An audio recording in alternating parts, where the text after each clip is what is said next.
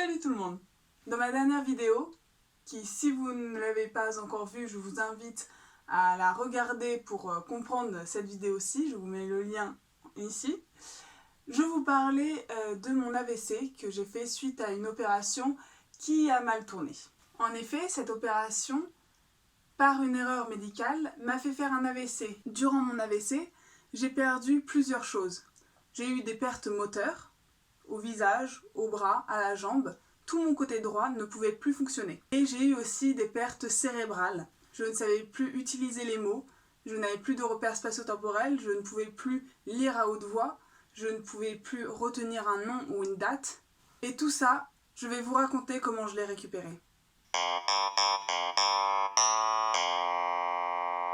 Ma récupération, c'est un long sujet, et j'en parlerai dans 2 vidéos. En effet, car toute ma rééducation, tout mon réapprentissage s'est fait dans 2 lieux, l'hôpital et le centre de rééducation. Dans les 2 cas, la méthode utilisée pour la récupération était la même. C'est-à-dire que je faisais différentes activités avec des ergothérapeutes, des psychomotriciens, des kinésithérapeutes, des orthophonistes et des art-thérapeutes. Il faut savoir qu'à ce moment-là, j'étais encore dans le coltard et je fatiguais très vite. Il est donc impossible pour moi de me rappeler des visages ou des noms des gens qui m'ont aidé, mais cela n'empêche pas qu'aujourd'hui encore, malgré tout ça, je leur sois encore très reconnaissante. À l'hôpital, c'était vraiment les séances d'ergothérapie qui étaient les plus hardcore. L'ergothérapie, en fait, c'est une thérapie qui aide non seulement à retrouver ses gestes moteurs, mais qui aide aussi à s'habituer à son handicap et à trouver les manières d'utiliser les objets de la vie quotidienne comme on peut. C'est à ce moment-là que j'ai appris à faire les lacets à une main et je peux vous dire, j'en suis pas peu fière. Tout a commencé avec le choix du fauteuil chez les ergothérapeutes. On a essayé différents fauteuils, j'ai choisi le bon. Et à partir de là, je me suis vraiment déplacée en fauteuil, en faisant rouler la roue à une seule main puisque l'autre était complètement dans le coltard. C'était parti, la rééducation s'est mise en place. Il faut savoir aussi que ma main avait une très forte spasticité. La spasticité, qu'est-ce que c'est? La spasticité musculaire est une tension exagérée du muscle en l'absence de contraction volontaire d'origine neuromusculaire à cause d'un problème nerveux touchant les neurones moteurs des muscles à commande volontaire. Ouais, c'était la merde. Pour faire simple, j'avais le poing serré. Mais j'avais pas le poing serré en mode battante, etc. Non, j'avais le poing serré tout simplement parce que je n'arrivais pas à le desserrer. La spasticité était partout. Dans mon poing, dans mon coude, dans mon épaule, dans ma cheville. Ouais, cette spasticité, en fait, était vraiment chiante. Je n'arrivais pas, par exemple, à desserrer le poing. Ça me prenait un temps fou chez l'ergo de me calmer, de me détendre, de penser à autre chose pendant qu'elle essayait avec tous les muscles de son corps de me desserrer le poing alors que moi je ne voulais pas le garder serré. Et voilà, et on réussissait seulement à partir de 10 minutes, un quart d'heure à me garder la main à plat comme ça, et il suffisait que je fasse un exercice pour que directement cette spasticité revienne dès que ma main faisait un effort musculaire. Cette spasticité, qui était vraiment chiante, elle m'a permis quand même de faire quelques progrès. Le premier geste que j'ai fait et qui a été une victoire pour moi, parce qu'après 3 semaines sans réussir à bouger ni mon pied, ni ma main, ni mon visage, j'ai réussi à rentrer mon pouce. Et ça, c'était vraiment un exploit parce que, en effet, ce n'était rien pour quelqu'un de normal. Enfin, c'est normal de rentrer son pouce. Mais pour moi, c'était vraiment une délivrance. Ça voulait dire que, ah ça y est, c'était reparti. Là, mon cerveau, il essayait de faire des liaisons. Tout n'était pas perdu. Et si j'arrivais à faire bouger mon pouce au bout de 3 semaines, c'est bon. Au bout de 2 mois, j'aurais tout récupéré.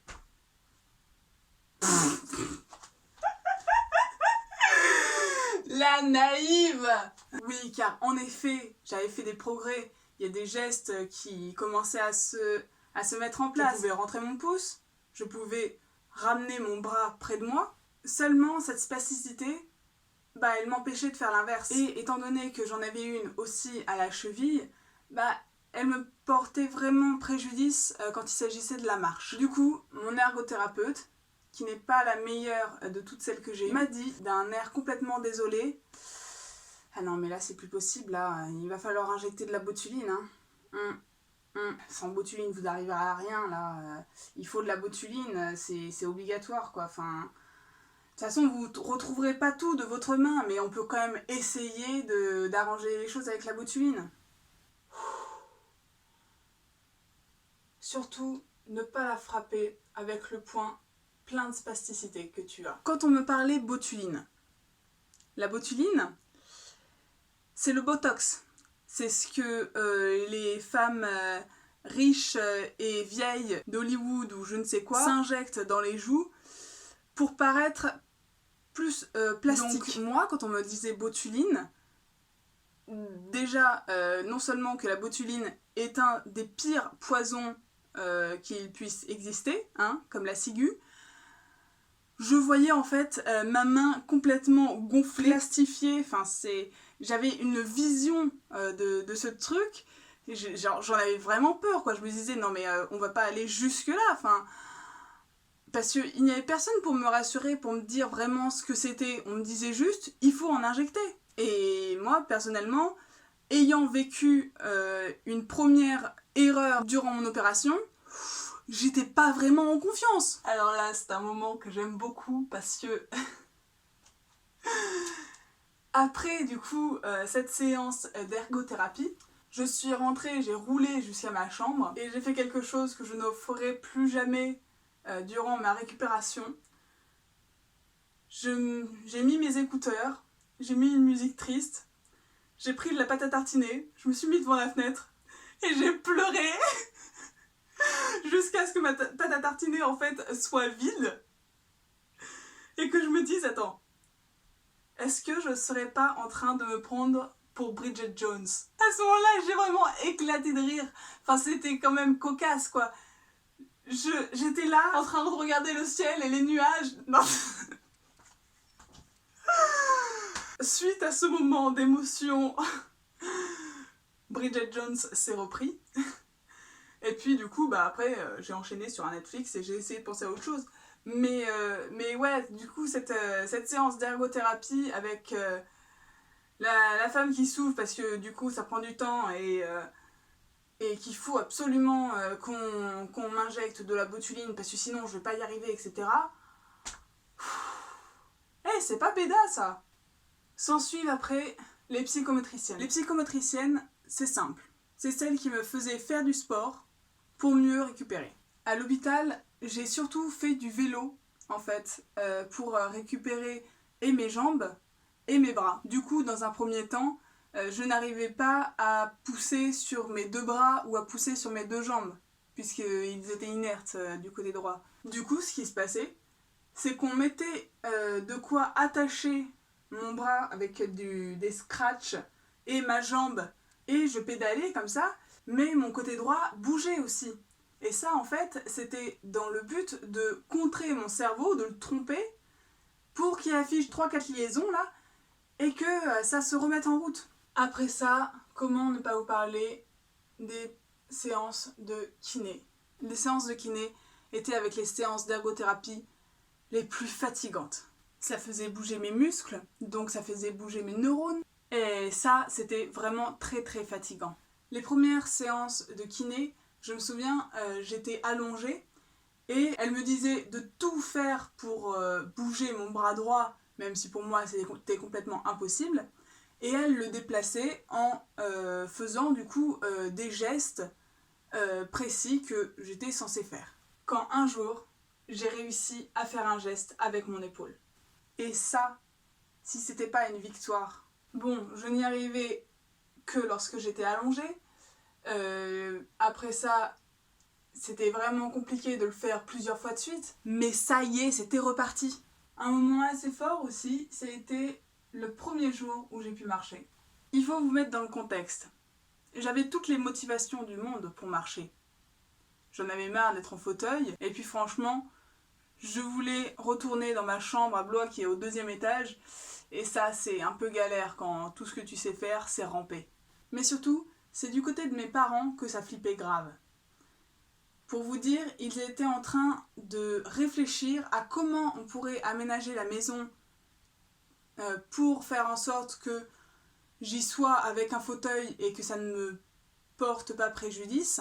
Ils en sont venus à réfléchir à abattre des cloisons, à changer ma chambre pour qu'elle soit au rez-de-chaussée, etc. Non mais stop. Il fallait que je marche. Alors un jour, avec ma kiné, je me suis levée, j'ai pris une béquille et je me suis agrippée à la rampe et j'ai marché. J'ai fait quoi? 10 mètres? Mais je me suis rassée sur mon fauteuil avec un sentiment de victoire. Alors par contre, vous pouvez voir dans la vidéo que je mets juste à côté, j'avais une démarche, comment dire, de pirate. Voilà, c'est ça, je me sentais comme un pirate qui boitait avec une jambe de bois. Voilà. Mais bon, ça me donnait un petit style. Non?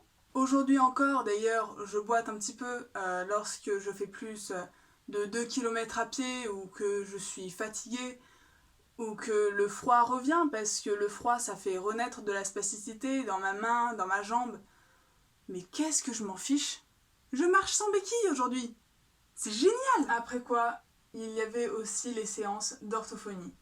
Alors comme je le disais tout à l'heure, je ne me souviens pas des noms des personnes qui m'ont aidée, je ne me souviens pas des visages, mais elle, si je me souviens bien de quelque chose, c'est que les meilleurs moments, je les ai passés dans son bureau.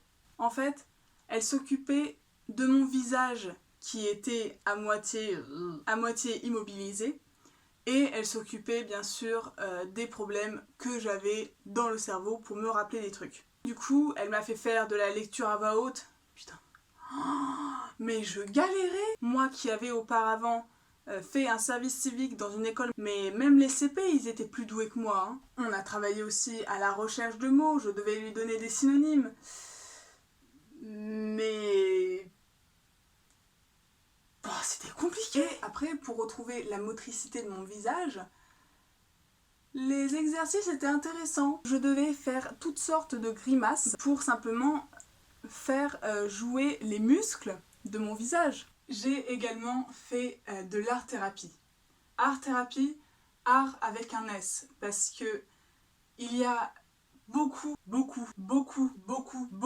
de genres d'art-thérapie. C'est une discipline très intéressante sur laquelle il y a vraiment beaucoup de choses à dire, mais aujourd'hui nous allons vraiment nous intéresser à une seule pratique d'art-thérapie, celle que j'ai fait à l'hôpital, qui est le coloriage.